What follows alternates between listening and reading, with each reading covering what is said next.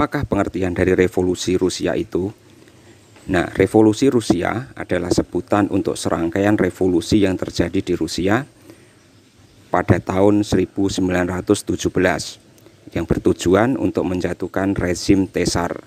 Nah, Tsar ini adalah raja atau kaisar dari Rusia.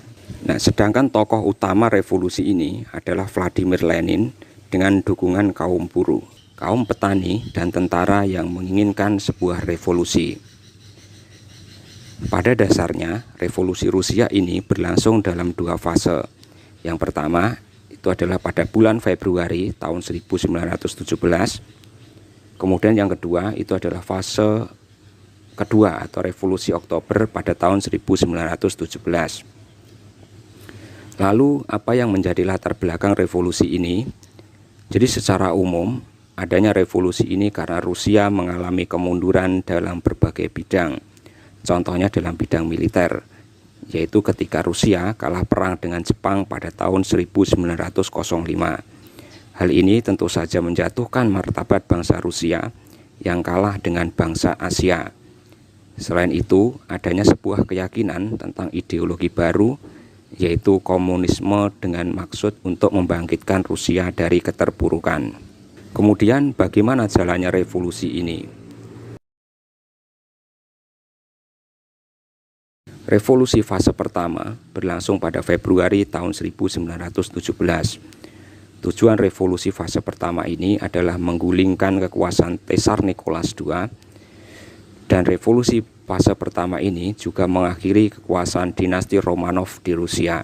Nah, kemudian penggerak dari revolusi ini adalah kaum komunis yang bergabung dalam Partai Sosial Demokrat Rusia, Partai Sosial Revolusioner, dan Partai Demokratik Konstitusional yang berhaluan liberal. Serta ada juga tentara Rusia yang mendukung revolusi ini. Sedangkan pada pemerintahan juga terdapat Dewan Buruh atau yang dinamakan dengan Soviet.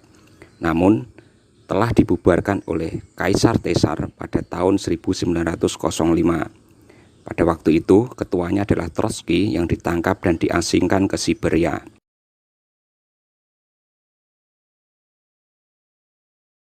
Nah, revolusi Februari ini diawali dengan demonstrasi para buruh perempuan di Petrograd atau ibu kota Rusia.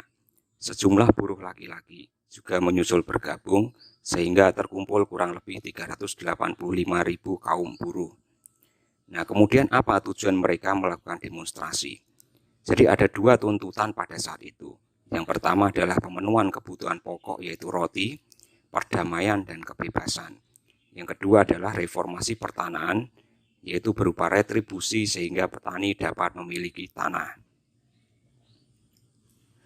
Demonstrasi kemudian berujung kerusuhan, bentrokan antara buruh, tentara, dan polisi tidak dapat dihindarkan. Pemerintah pun tidak berdaya mengatasi hal tersebut. Hingga akhirnya para demonstran dapat menduduki tempat-tempat penting dan pada tanggal 28 Februari tahun 1917, pasukan terakhir yang setia pada Kaisar juga menyerah.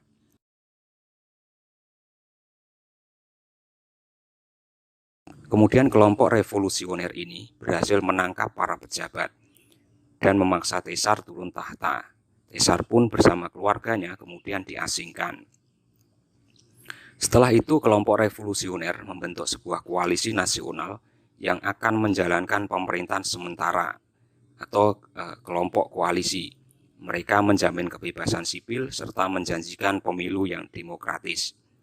Nah, itulah jalannya revolusi pada fase pertama. Kemudian bagaimana pada revolusi fase kedua?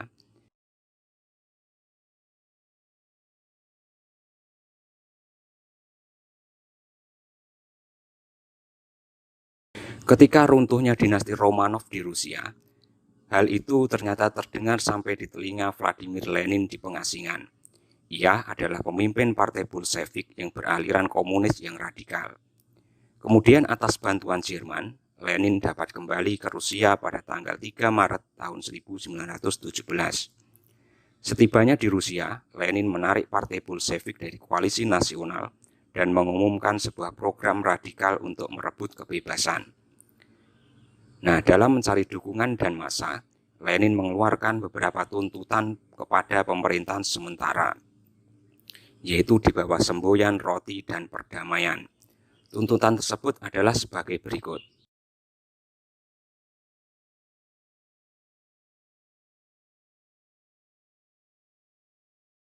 Nah, langkah Lenin yang paling radikal adalah menuntut kekuasaan diserahkan ke Soviet atau para kaum buruh, karena menganggap pemerintahan sementara tidak revolusioner dan menyimpang dari tujuan revolusi.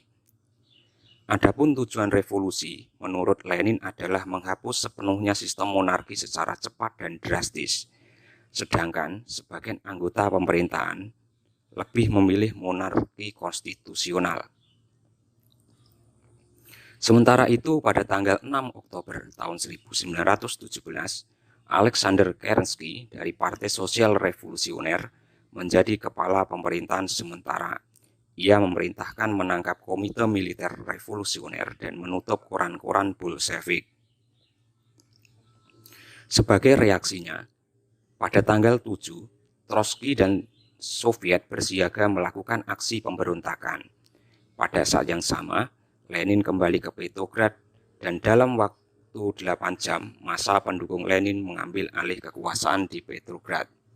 Nah, kemudian setelah berhasil mengambil alih kekuasaan, Lenin diangkat sebagai ketua komisaris Dewan dan Trotsky diangkat sebagai komisaris urusan luar negeri. Tidak lama kemudian, Trotsky diangkat sebagai komisaris perang dan atas persetujuan, Lenin membentuk Tentara Merah atau sering disebut dengan Red Army yang beranggotakan tentara Rusia lama. Langkah Lenin untuk berkuasa semakin dekat. Ia memberangus segala ancaman terhadap Partai Bolshevik. Ia juga memenangkan pemilu. Partai Bolshevik diganti namanya menjadi Partai Komunis Rusia dan memindahkan ibu kota dari Petrograd ke Moskow. Selanjutnya pada tahun 1922 diumumkan Undang-Undang Dasar yang baru. Rusia menjadi Republik Soviet Sosialis atau Uni Soviet. Uni Soviet meliputi negara-negara seperti Republik Sosialis Federasi Soviet Rusia, Transkaukasia, Ukraina, dan Belarusia. 3 tahun sebelumnya, Lenin membentuk Asosiasi Internasional Sosialis III atau Komintern. Melalui lembaga itu, ia menggerakkan partai-partai komunis di seluruh dunia, dan komunis menjadi salah satu kekuatan politik utama pada abad ke-20. Tahun 1921, Lenin terkena pendarahan otak. Kemudian, kepemimpinan digantikan oleh Sekretaris Jenderal Partai yaitu Joseph Stalin. Lenin meninggal dunia pada tanggal 21 Januari tahun 1924. Itulah dari akhir revolusi Rusia. Kemudian bagaimana pengaruh revolusi itu bagi dunia internasional dan bagi Indonesia? Nah, bagi dunia internasional adalah sebagai berikut. 1. Munculnya ideologi baru. Revolusi Rusia menambah ideologi baru di dunia. Ideologi tersebut adalah ideologi komunis. Vladimir Lenin merupakan orang yang mempraktikkan ajaran Karl Marx atau ajaran Marxisme ini. Yang kedua adalah munculnya gerakan nasionalisme. Ideologi komunis memberikan dampak yang signifikan bagi negara-negara yang dijajah oleh negara barat, yaitu munculnya semangat nasionalisme di bawah pengaruh komunis. Contohnya adalah nasionalis di Tiongkok, Kamboja, dan Korea Utara. Yang ketiga, dampak dari revolusi Rusia ini adalah memecah negara di dunia. Ideologi komunis juga memecah dunia, yaitu menjadikan dunia menjadi 2 blok besar, yaitu blok barat dengan ideologi liberal dan blok timur dengan ideologi komunis. Selanjutnya, bagaimana dampak tersebut bagi Indonesia? Nah, dampak dari revolusi Rusia ini salah satunya adalah munculnya Partai Komunis Indonesia atau PKI. Revolusi Rusia memberikan sebuah semangat pada para kader pemimpin PKI di Indonesia bahwa kaum buruh dan petani dapat meruntuhkan sistem kapitalis dan imperialis Belanda.